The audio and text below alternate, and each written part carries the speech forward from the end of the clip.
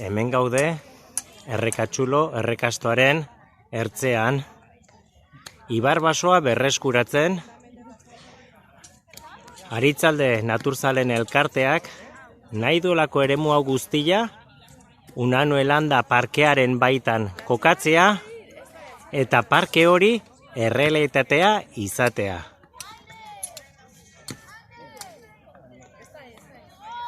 Ehun bat lagun elkartu gera, eta asmoa da